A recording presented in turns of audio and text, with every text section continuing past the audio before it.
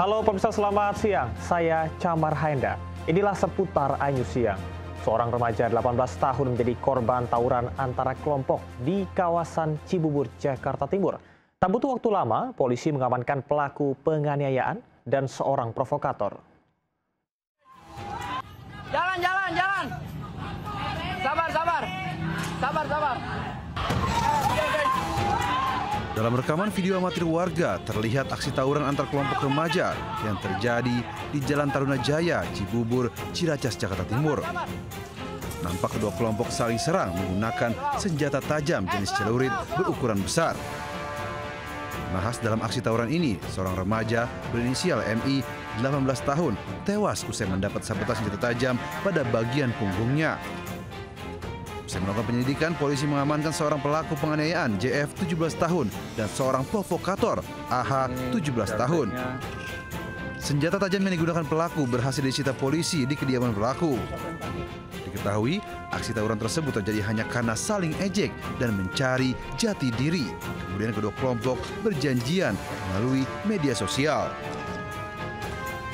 Kini polisi gencar melakukan patroli di sejumlah titik rawan saat situasi sepi untuk mencegah terjadinya aksi tawuran antar kelompok pemuda. Dari Jakarta, Rio Manik melaporkan. Puluhan pedagang kaki lima kocar kacir saat melihat penertiban PKL oleh petugas Satpol PP di Petamburan, Jakarta Barat. Meski banyak yang berhasil kabur, tak sedikit gerobak pedagang tertinggal dan akhirnya diangkut paksa petugas.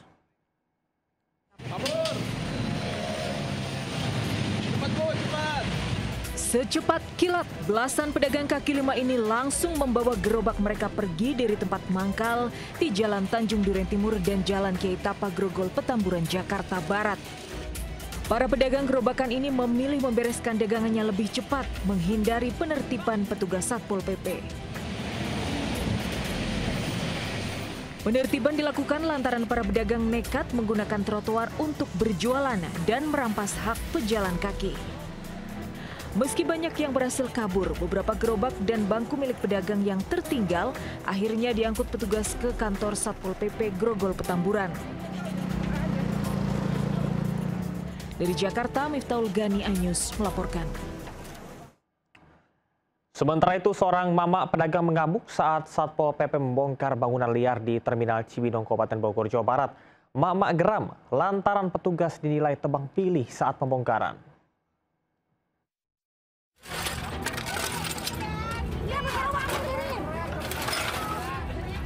Mak-mak pemilik kios dan warung makan ini mengamuk saat petugas Satpol PP membongkar lapaknya di Terminal Cibinong, Kabupaten Bogor. Ia geram lantaran petugas dinilai tebang pilih saat melakukan pembongkaran. Meski mendapat perlawanan dari pemilik kios, namun 23 bangunan liar semi permanen tetap dirobohkan petugas. Bangunan liar ini sudah berdiri dari puluhan tahun lalu dan sudah beberapa kali ditertibkan, namun kembali dibangun. Pedagang pun pasrah menyaksikan lokasi berdagangnya dibongkar dengan alat berat. Keberadaan bangunan liar dinilai mengganggu pengguna jalan karena tidak ada sarana menunggu bus, serta mempersempit jalan terminal. Dari Bogor, Jawa Barat, Wildan Hidayat, iNews melaporkan. 3 orang mahasiswa pengunjuk rasa terluka bakar usai melakukan aksi bakar ban di depan Mapolda Kalimantan Utara. Seluruh korban pun harus menjalani perawatan di rumah sakit. Habis ketika membesar dan membakar 3 mahasiswa saat aksi bakar ban bekas yang disiram bensin terjadi di depan Polda Kalimantan Utara.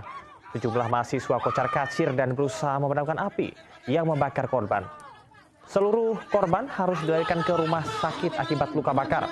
Usai kejadian, Ketua Himpunan Mahasiswa Islam Bulungan mendesak polisi bertanggung jawab. Aksi unjuk rasa ini menuntut Kapolda Kaltara mundur karena tidak tegas menangani kasus hukum yang melibatkan oknum polisi. Salah satunya adalah kasus 4 oknum polisi termasuk Kasat Narkoba Polres Bulungan yang terlibat penyalahgunaan narkoba.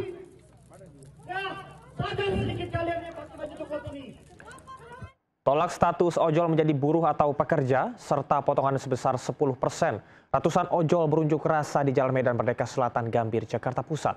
Mereka menilai perubahan status akan menghilangkan keuntungan sebagai ojol.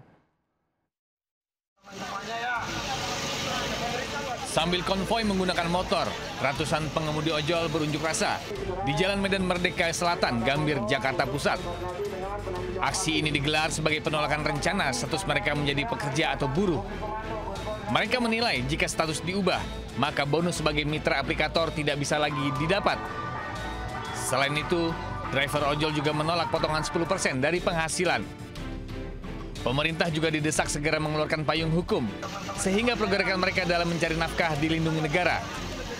Arus lalu lintas di kawasan Medan Merdeka Selatan sempat tersendat dampak unjuk rasa, namun bisa kembali lancar setelah dilakukan pengaturan dari petugas Polres Jakarta Pusat. Dari Jakarta, tim liputan iNews melaporkan. Lisa Mariana mendatangi Bareskrim Mabes Polri Jakarta sebagai saksi kasus dugaan penyebaran informasi bohong. Sebelumnya ia sudah dilaporkan mantan Gubernur Jawa Barat Ridwan Kamil.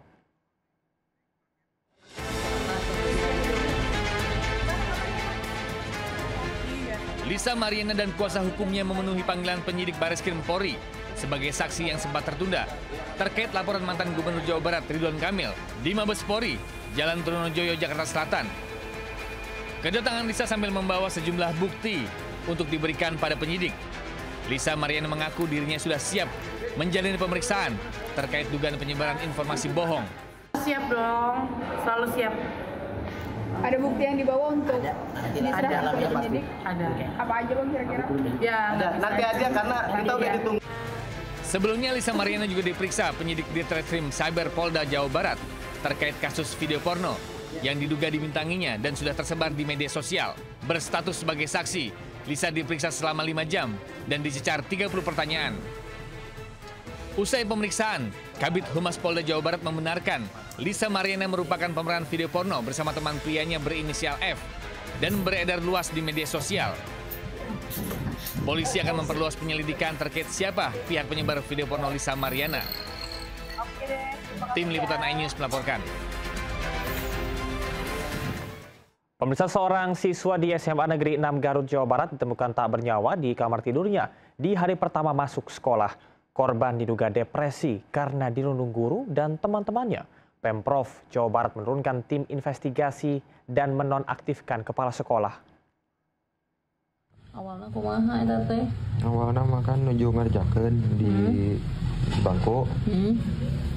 Nah, tiba-tiba di piwarang ieu kapayun lah gitu. Sauran. Nah, mohon di sauran, disamperkeun. Terus pas kapayun teh tiba-tiba ditarik di payun di tengah kelas gitu. Payunan teh. Di kelas eta teh. Di kelas. Seueur jam ningali berarti. Seueur.